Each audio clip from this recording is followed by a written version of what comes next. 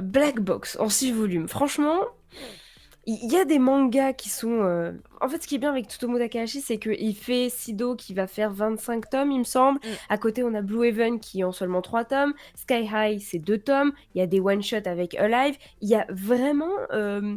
Il couvre vraiment large sur chacune de ses œuvres. Il arrive à faire du très long comme du très court. Et dans Black Box, la sauce prend parfaitement parce qu'en 6 tomes, on arrive à aller au bout des choses et de la bonne manière. Alors, pour resituer un petit peu, Black Box, ça parle de quoi? Évidemment, on a dit que ça parlait de boxe. Sauf que, un petit peu à la manière de toutes les autres œuvres, en fait, dont on a parlé, que ce soit Blue Box ou encore P6, et ben, la boxe est un petit peu une sorte de toile de fond, même si elle est beaucoup plus présente, elle est quand même utilisée comme prétexte, puisque on suit Ah. l'histoire de Ryoga Ishida, pardon, qui fait partie d'une famille qui ne jouit pas d'une très très bonne réputation, puisque son père est en prison pour meurtre, son grand frère a été arrêté pour le même motif, et lui, du coup, disons que auprès des médias, il a une très très mauvaise réputation parce qu'il le soupçonne tout simplement d'être lui aussi un assassin, un tueur. Et donc, Ryoga, lui, ce qu'il veut, c'est devenir champion de boxe. Lui, son rêve, c'est vraiment de devenir le plus grand des champions de boxe. Il veut briller dans ce sport, il veut être le meilleur. Et du coup, il s'accroche un petit peu à ce talent, parce qu'il a du talent. Notamment, il a beaucoup bossé sa technique, il a beaucoup bossé évidemment tout ce qui a trait à ce sport avec son père, justement. Donc, il y a un petit peu un truc familial du côté de la boxe. Et en fait, son père qui est en prison lui envoie, des lettres pour, l'aider un petit peu à faire ses premiers pas, étant donné que son père, c'était un petit peu son coach. Et il l'aide en fait, à le motiver, à lui dire comment est-ce qu'il doit agir, contre quel adversaire il doit se battre. Vraiment des choses qu'un père te dirait s'il était là pour te motiver et te mettre à fond dedans, sauf qu'il le fait depuis la prison.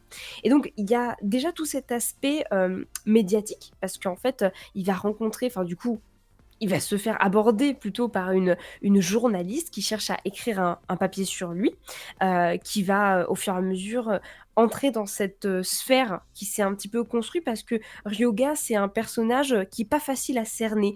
Il peut paraître un petit peu, imbuvable. C'est vrai qu'au début, moi quand je lisais Black Box, je me disais: «Mais on souffle, il est relou, en fait. Il est relou, il est insolent et il est très, très solitaire, en fait. Il est très solitaire, du coup, il y a vraiment cet aspect, il se crée une bulle autour de lui. Il ne laisse que très, très peu de personnes y entrer.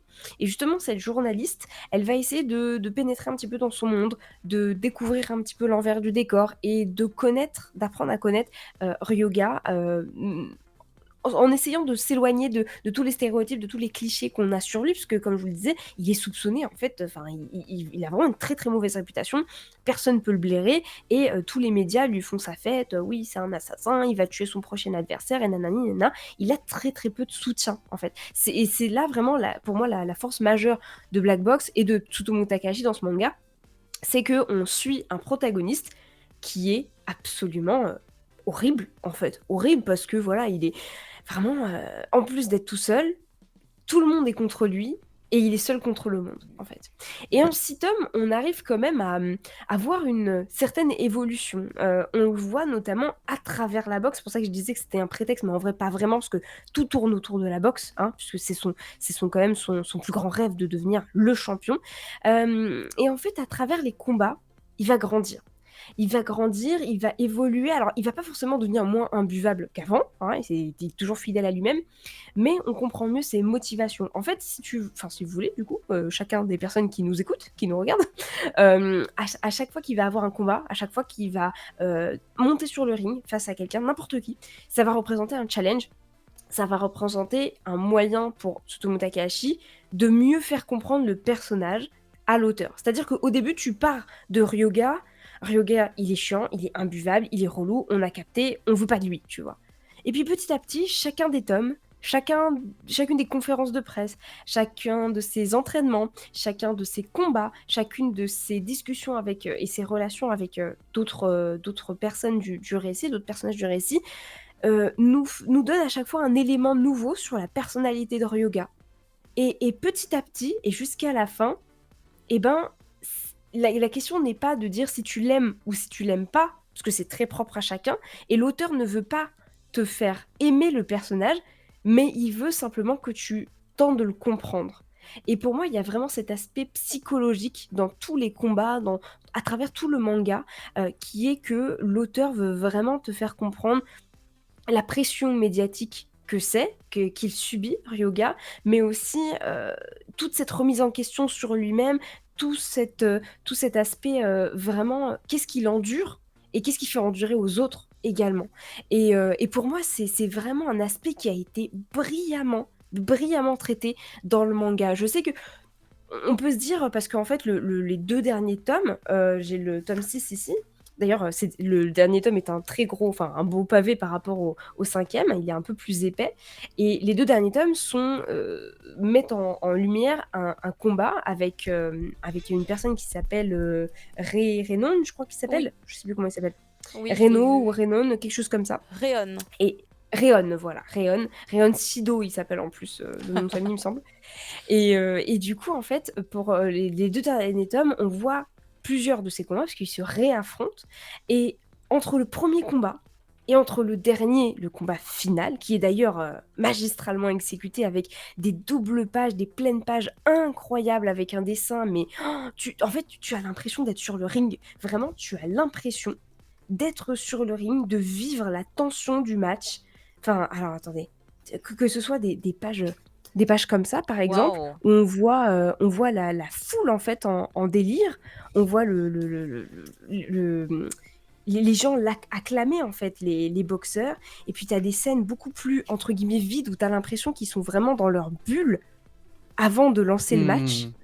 Et il y a ce jeu de couleurs, parce que Tsutomu Takahashi, il a une technique de dessin, je crois qu'il dessine à l'encre de Chine, notamment la Oh. plupart de ses... ah, c'est incroyable, franchement, vraiment, je lis ça, je me dis, mais c'est un truc de fou. Et en fait, tu sens la brutalité des combats, tu sens la violence des points, tu sens quand il se castagne et qu'il y en a un qui a la mâchoire déboîtée ou qui a le nez cassé, tu ressens toute la tension des muscles. Enfin, il y a vraiment quelque chose qui fait que tu as l'impression d'être sur place, en train d'assister au match. Et ça, je pense que c'est vraiment je pense que c'est vraiment le dessin de Tsutomu Takahashi qui arrive à réussir à recréer une atmosphère particulière et typique de ce ring, en fait, de ce qui se passe bah, voilà, sur le ring entre ces deux protagonistes.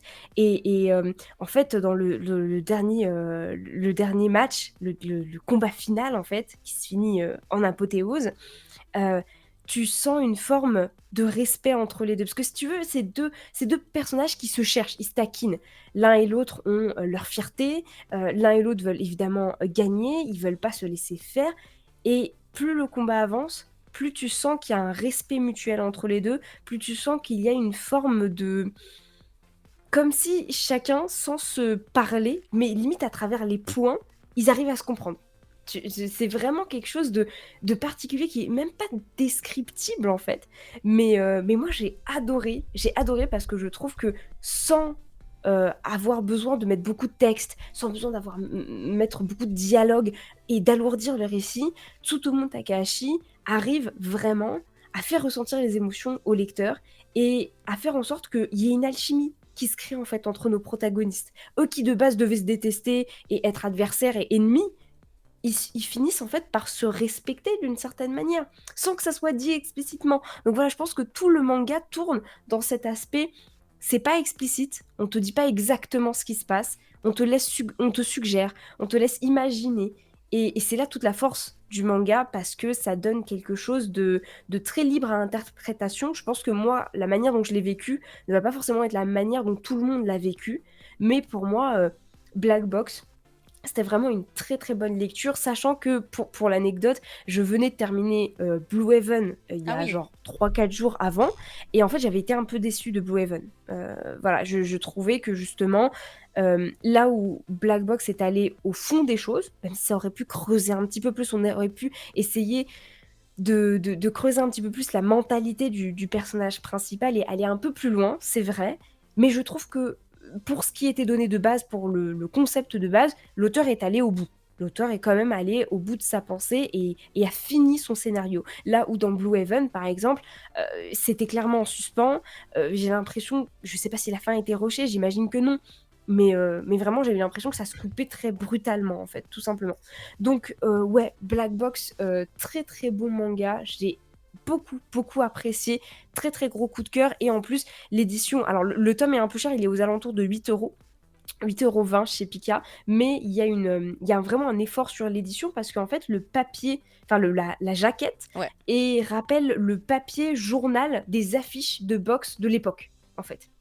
C'est vraiment le même style de papier, un petit peu canson, un petit peu granuleux que tu as au toucher et je trouve que c'est vraiment, vraiment très, très bien fait et chaque cover aussi est une sorte d'affiche en elle-même, en fait, du match qui va arriver, notamment le tome 5, on voit les 2 protagonistes comme ça et ouais, pour le coup, Black Box, c'est totalement validé et je suis très contente de ma lecture. Voilà. Eh ben écoute, merci beaucoup Inès. Je sais que c'est un titre qui nous avait tous beaucoup plu à la sortie en tout cas. Je sais pas si tout le monde a eu le temps d'avancer plus loin, il y a trop de sorties. Mais Pas Black du tout. Box. C'est que 6 tomes! Oui, mais tu vois, il y a 50 tomes qui J'ai sortent par zappé, semaine. mais je m'y mettrai. Parce que je Ah, suis Ouais. curieux de voir ma vision du truc, du coup, si c'est si subjectif que ça. Je pense vraiment, parce De... que en fait, j'ai parlé avec pas mal de gens et on a tous eu, c'est pas une interprétation, mais vraiment un feeling différent avec l'œuvre, en fait. Mm. Et je pense que c'est vraiment lié à ce que tu as lu avant, aux expériences que tu as déjà eues. Enfin, je pense qu'il y a vraiment ça. Moi qui ai fait de la boxe, par exemple, je me suis imaginée à sa place. Jamais de la vie j'aurais tenu. Le mec, il a un mental d'acier, tu vois. Il est focus sur son truc, il est focus sur son challenge, il a un but, et peu importe si le monde lui tombe dessus, qu'il y a une bombe nucléaire et que tout le monde pète, et ben lui, il y va, il fait son truc. C'est son but, tu vois. Il a vraiment cette conviction ultime et il va la réussir. Et non, c'est de beaux messages qui sont transmis là-dedans, sous couvert, en fait, d'un protagoniste qui est pas forcément accrocheur au début. Et ça, j'ai Mm. bien aimé. Voilà. merci beaucoup Inès. On va conclure du coup avec la dernière review.